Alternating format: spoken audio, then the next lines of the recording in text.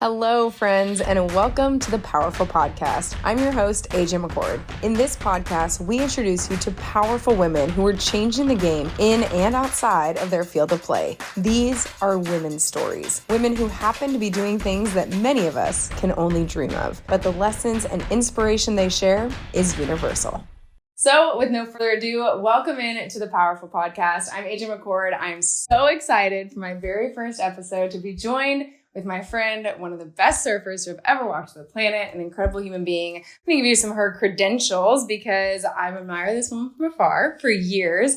And the last two has been so fun to have a front row seat to just some of this woman's greatness. She is surfing's first ever Olympic gold medalist, a 5-time world champion, and the founder of More Aloha. It's a powerful nonprofit designed to inspire the next generation of girls to live authentically, be fearless, and lead with love. So welcome, Carissa Moore. Thanks for being here. I'm super excited to be able to chat with you. I'm so excited to have you. And I think when I dreamed about what I wanted this podcast to be, you embody it so perfectly because you're not just a complete powerhouse and badass in the water, but you are such a complete human being who has also been so gracious in sharing that reality with us. So I'm really excited that you're the first guest. Thanks, Evie. I'm very honored. Oh, well, I'm very excited. So let's get into it because obviously the way that we started meeting was on the championship tour when you competed last year. I was doing sideline, and now we're sitting here in a very new phase of your life with you're making the decision to walk away from the tour just a few months ago. We're still going to see you in Paris, so we're very excited about that. But I want to just ask, what has this season of life started to sort of feel like for you? I think this season of life is, I'm embracing the change and its transition. It's uncomfortable at times and I'm trying to just like sit in it and feel it. And, I like to be in control. So I'm definitely out of control right now, but it feels right. Yeah. And it's something that's been like tugging at my heartstrings for a few seasons now. And so I'm just taking a leap of faith and kind of going to see where it takes me. Yeah, I think that it's so cool to hear you say just like sitting in the discomfort, right? Because I think that's something that I'm also control freak. So I understand feeling like I actually would rather never sit in discomfort. I would rather fully be in control of all the situation. But how are you learning to do that? I think day by day. Yeah. And luckily I feel like I have a great group of like people around me, including my husband and my family. And I work with a great psychologist. And so I think leaning on those people and, I find inspiration. I have some incredible role models, the people that I look up to who have chosen that authentic path, that's something that's not the norm. Yeah. And they've stepped outside and found more success and more joy and more happiness when they've done so. So I'm like, I've definitely looked to them and been like, okay, if they can do it, so can I. And I think we all go through it at some point in our lives, maybe multiple times where we have to kind of like pivot and change. And like, I think as a human, I want to evolve. Yeah. And I want to challenge myself in new ways. And the tour has been incredible. Like, I'm so grateful for my journey the last 13 years. And I've been a competitive surfer most of my life. So this is definitely like challenging my identity and the way that I see myself and how my values and all those things. And so, it's going to take some time. I'm not going to say that it isn't uncomfortable. And it's definitely not perfect. It's not a linear path. Right. It's going to be like some days will be better than others. And I feel like I can relate to that so much because like you said, of course, you're coming from it as a competitive athlete, but like, let's say you leave a job or move on. Like a few years ago, I decided to stop doing a full-time employee and do the freelancer route because I believed that there was more impactful storytelling that I could lean into that way. And yet you have your highs and lows. And there's like the days when you're like, okay, the phone's never going to ring again. And that's cool. I guess I'll like go work at Starbucks or, whatever I can do to like make ends meet. And then there's other days where you're like, okay, I got this. Everything's coming together. Right? I can do this, Yeah. I feel like, how do you think you taught yourself that self-talk? Because I feel like as a surfer, you've done that through your competitive life for a long time, but it's different when now it's not just like Carissa, the competitive surfer. It's just Carissa.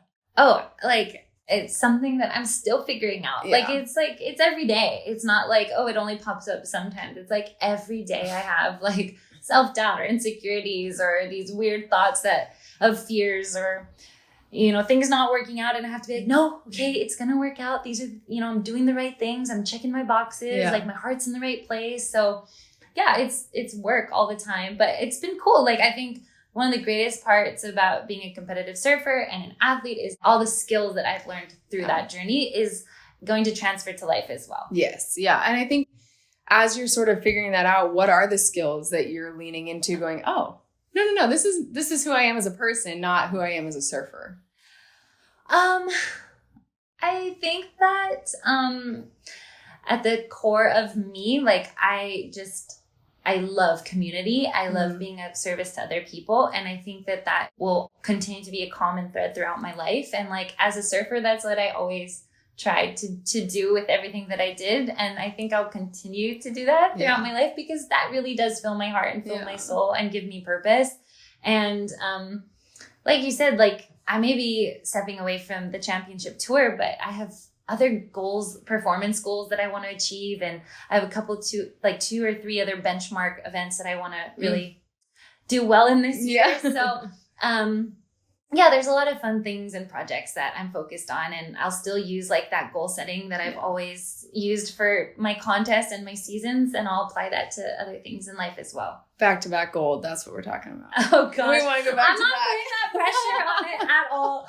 I really am just so grateful that I get to be a part of the Olympic experience again. And especially at a wave like Chopu. It's intense. It's intimidating. It's challenging. It's very fitting for this year of my life because I literally am facing my fears in so many different ways. Why not throw the heaviest wave in the world in right? there? I'm like, I don't like big waves. I'm trying to just embrace the challenge. Yeah. And it's a part of my surfing that I've never had to do because when I was little, like, the tour didn't look like it does now. Right. There's a lot of heavy waves on tour. Yeah. And the fact that the waves have just started coming on tour like the last few years, I feel like I, as an athlete, just got to scratch the surface of it. Whereas like this next generation at like 17, 18, like the girls are already surfing it and excelling at it. So it's so exciting because they're going to have the 13 years that I had on tour to really push themselves in that, where I am feel like I'm just starting out, but it's fun. It's exciting for me to like, I'm super inspired by, that next generation and the girls coming up and what they're doing to keep progressing the sport and trying to keep up. Oh, Carissa, setting the bar is what you're doing actually all the time. There's a lot of things in there I want to unpack, but before we get into some of that, so for those who don't know what CHOPS is, right? Like I want you to break down this wave that the Olympic medal is going to be decided on this summer. Yeah, so the Olympic venue for Paris 2024 is a wonder of the world. I literally it's mind-boggling on how like the mechanics of that wave even work. But when it's super big, it just it folds over itself. It's the scariest thing you've ever seen, but also the most remarkable. It takes a lot of technique and commitment to ride a wave like that. So I mean, if it all comes together and the conditions are right, like I think the cream will rise to the top in that event. As we know, Mother Nature, anything can happen, but it'll definitely, you have to be able to like read that wave and ride it well and commit and paddle over the ledge and all those things. And there's sharp reef there. So the risk versus reward, like, it's crazy because I think that a lot of the surfers, if you're a good surfer, you make it look easy. Right. And so I think a lot of people watching don't actually understand how hard it is to ride, but there's a lot going on. Oh yeah. So I grew up surfing, right? And but I was longboarder, mid-length. That's and that's the entry point for a lot of people. Well, then since this job, I've been I'm going to get shortboarding. I'm going to get on my game. I'm watching the best shortboarders in the world. It's going to be great. So I bought my first shortboard in El Salvador last year. And I remember paddling out and I'm picturing you, Molly, Betty Lou, all these women, what I've watched you do the entire year. And then I go and I get ready to do it. And I'm like, wait a minute, the wave's this big underneath you. It's such a different thing when you're in the wave. But for you, it's been so much of a part of who you are just or part of your life, really, I guess, from the beginning. And when we talk about that next generation of girls, I think it was so cool to see them push the envelope at Pipeline this year and have it be this firing pipeline. What do you think is the biggest difference that you've seen or noticed in women's surfing in particular from when you started to now?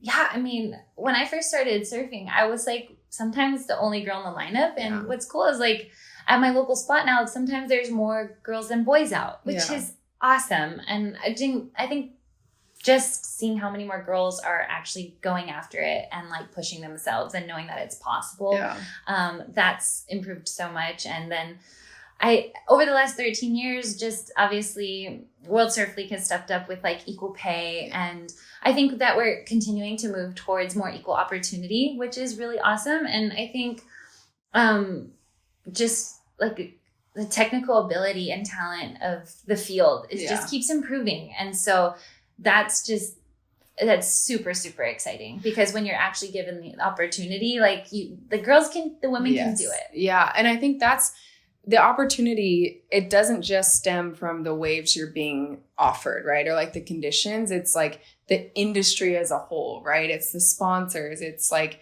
the accessibility. And I think one of the things that when I've just been thinking about how similar some of our stories are, like yours and mine, is gymnastics was my sport growing up, right? And that is a very similar to surfing in terms of like there's no hiding anything in gymnastics. And I think with women, oftentimes, at least when I was coming up in gymnastics, it was as much about how you looked as what you did. And I feel like from afar, that sort of is how the surfing industry was in that time. Do you feel like that's a fair statement? There was definitely a time where I think the athleticism wasn't as like appreciated or respected, whereas definitely like now people want to watch because it's entertaining. Right. You're not just seeing it as like wanting to watch because we're walking down the beach in a bikini. Where it's like, I have total respect for that too. Sure. If that's what you want to wear, you know? 100%. I think it's been great to see that like everyone is embraced for like what they choose to do and which avenue to take. And there's lots of different ways to do it. Right. Do you think that in the surf industry, what is sort of the best change you've seen from when you started to now? The best change that I've seen. I think that there is like it's just nice, I think, to see the men respect the women's performances. Yeah. And coming and sticking around and watching. You know, like it wasn't always that way. Like sometimes the guys would leave and like the comp site would be deserted or people they would like, as soon as the men's heats were over, they would leave. But now you're seeing like I've heard from multiple people that they're almost just as excited or more excited to watch the women, because I feel like the rate of progression has been like huge. It's been really steep. Whereas like the men obviously have been at this level for a really long time. So like the increments of improvement are like kind of always, I don't know. It's kind of, I don't know if that makes any sense. Well, it's almost like they've had more of a straight line. Whereas the women, it's like, it's been plateaued for so long. And now with opportunity, with access, it's like, boom. Yeah, totally. And I don't want to ever discount like all the women that have come before. For sure. Because we wouldn't be here without how they've paved the path for us, you know, the Rochelle Ballards and Megan Abubos and Lane Beachleys and Lisa Andersons, like they were my heroes, and like in their way, they've definitely really like put a foundation for us to be where we are today. And that's, I guess, again, since this is a podcast that is not necessarily a surf podcast, what were some of the things that like Lisa, Kiala, Megan, like what are some of the things that they did have to do just to earn the respect of getting a wave in a lineup?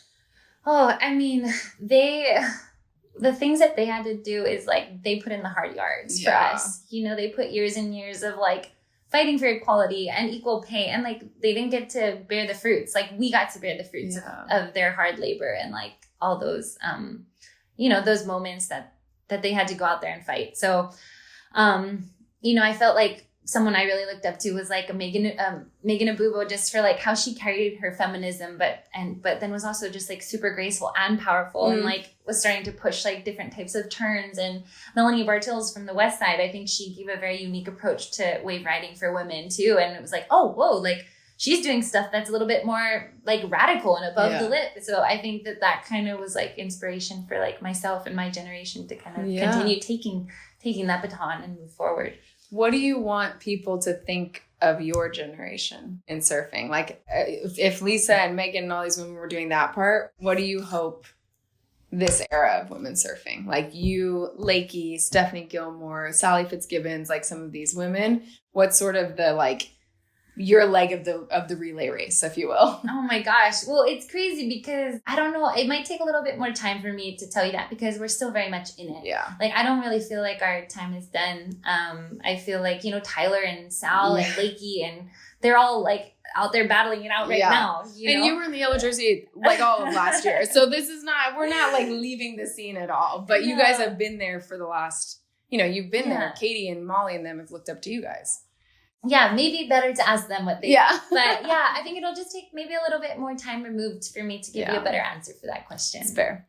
One of the things that in a lot of the interviews that I've read from you is just how willing you are to ask yourself big questions. And I think it can be human tendency to just like stay very in the moment and just do the next thing and not worry about like where the path is going to lead. But I was reading even an article from like ESPN where, you talked about before you married Luke, you wanted to answer this question of like, who am I? And then like with this decision to step away from the tour, you're asking yourself, who am I outside of professional surfing? What do you think is the biggest life question that you have forced yourself to ask and answer so far? That's a big question. No, it is a big question. I think the biggest question for me at this moment is, what is joy? Yeah. Okay. Yeah. I think that joy and love is what life is all about. And I think that I am following the joy right now. And I think like defining what that is, I think that's kind of the quest I'm on right now. Yeah. Yeah. That's like, again, it's like something that I feel like is so relatable to so many people is like, what does it all actually come back to is sort of the question that you're asking yourself right now. Yeah, totally. And I think like, why am I here? What's my purpose? Like, is it just winning contests or is there more to it? Yeah. And like, how can I help make this world a little bit better and leave it a little bit more positive? I think that's why maybe I'm taking, time away and why I'm pivoting is I'm like, maybe there's more out there. Maybe there's more I can do than just what I'm doing right now. Well, I think one of the things that we're already seeing you do more of is with More Aloha. Walk me through what that is and how you're trying to make the future better for the generation who comes after us. Oh, thanks, AJ.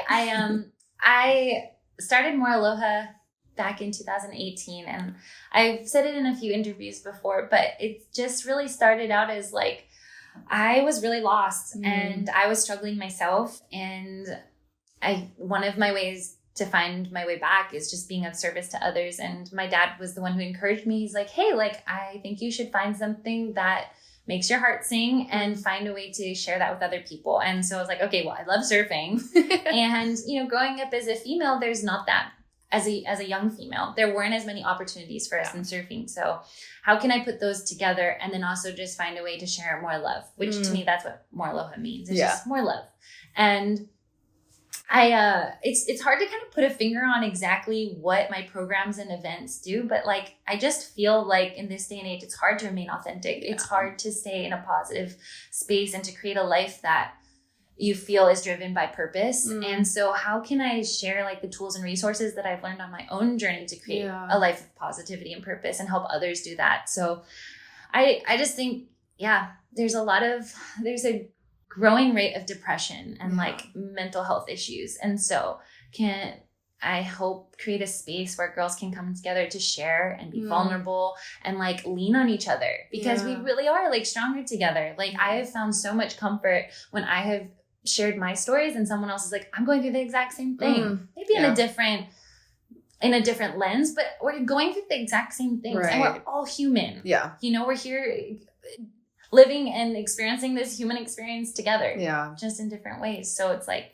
that's kind of what More Aloha is about. And it's something that I want to see grow over the next few years, you know, like, I know I can't multiply and be everywhere at once, but like, how can I continue to, you know, impact more girls and women? And I have a really small team, but, you know, I want to have it happen in more places, not just Hawaii and the mainland US, but bring people together from all over the world. And my big, big, big dream is to hopefully get a More Aloha program going in schools where they can, you know, have a place that they can start learning at a young age how to deal with life and create a better life for themselves. Yeah. And process, I think, the things that, like you said, are the really common issues. And it's interesting you bring up like what you were struggling with, because there's no way you could have known this, but I was following your career and I had also, you know, learned everything about like the ESPN body issue and like things like that. I was coming out of my professional, competitive gymnastics career and was severely struggling with body issues and what do I do with this body now that its purpose is not to like flip on a beam or like, you know, circle around a bar, and how am I okay with this? How am I okay with this? And I think that that's one of the ways that even from afar, you have impacted that conversation in this sport and for women in general. So like, I don't know, it'd be cool with whatever you're willing to share of sort of how you navigated that season of your life, because from afar, it looked pretty flawless, but there's no way that it was, you know, but it offered me comfort in that time. Thanks, AJ. Well, first of all, I think you're beautiful. I think you're back so at you. Beautiful, and your smile is really what radiates every time I see you. It's just like genuine kindness and warmth, and like you really do light up a room. And so, like, yeah, it's for me, it's like heartbreaking to hear that, but like I just, you know, when you're going through stuff. And like, I still go through stuff. There's still days that I look in the mirror and I'm like, oh gosh, Riz, like you need to lose a few pounds. And like, I don't feel beautiful and I just want to like hide. But then I don't know. I feel like we all go through it. Right. We all go through it. And just like hearing that you've been through it too is like, okay, like, well, I wish that I could tell you that you could talk to yourself the way that I see you, you know? Yeah. And it wasn't a flawless process at all. There's been a lot of tears involved. I think I got a lot of inspiration from my dad. He was the one who encouraged me when I was going through like the body dysmorphia and the self-confidence issues and the eating disorders. He's like, own your story, Riz, because so many people were writing their own ideas of what was going on, you know, like they would judge me being like, oh, well, she just doesn't work hard. She just eats too much. And she just like has the horrible diet. And it's like, that wasn't the truth. Right. I was going through some stuff, just dealing with different pressures and anxieties and family stuff that no one knows about. But my escape was eating. That was my way to provide comfort. That was my way to control. And unfortunately, I gained a few pounds, but I was still working out in the gym and I was still surfing all the time. But by owning my story and sharing it, no one could judge me. Right. Right. Yeah. And so, and by doing that, I've actually, like I said, found so much comfort in it. Yeah. So it's something that I've continued to try to do my entire life because it helped me on my journey as well. Well, and I think that's like that's what it comes back to, right? It's like, we're all going through that, right? Cause I would look at you and I see you do these turns and I'd see you do all these things. And I'm like, there's no way she has any questions about her body. Like it's like simply not possible. Right. But I think that's kind of what I'm like so impressed with you as a human being is just that it certainly wasn't perfect because you had to go through so much sacrifice and like pain to get there. But every step of the way, I feel like you've let your pain or your, what could have been shame, and instead of letting it stay internal, you've made it external and you've said, no, this is who I am. This is what I'm going through. And at the very least, you're not going to feel alone in it. At the very worst, I guess now I know who, like, I just don't need to keep in my corner anymore. You know, like, that's what it feels like has been the thread of your legacy from, like, the outside looking in so far in your career. Thanks, AJ. I hope if I could, like, help one other person go through something that they're going through, I'll be really happy at the end of the day, you know? But yeah, I just... Yeah, it's not perfect, and there's no such thing as like a perfect body or a mold that we all need to fit in. I think that's what makes us all unique and beautiful, is that we all have something special. We all have our own stories. We all have our own challenges. So yeah. Yeah. Well, okay. So to bring it back to the Olympics a little bit, because I'm so excited to watch you compete on that wave. And now you've got like 6 months to prep for it and no championship tour stops to do in between. How are you managing this wide open schedule that, like, for the first time in 13 years, you don't have to go from Pipe to Sunset to Portugal to wherever else the next stop is? It's kind of crazy because my schedule's still crazy. I'm like, what would I have done if I had the tour? Yeah. Which actually the tour has, it's been a bubble. It's actually been very simple in a way, because you go to these spots and then like literally like no one bothers me, because I'm just like, okay, I gotta focus. You know? So that's gonna be new and challenging to like navigate when to like turn off and be like, hey, like I can't do that, and say no. Yeah. You know?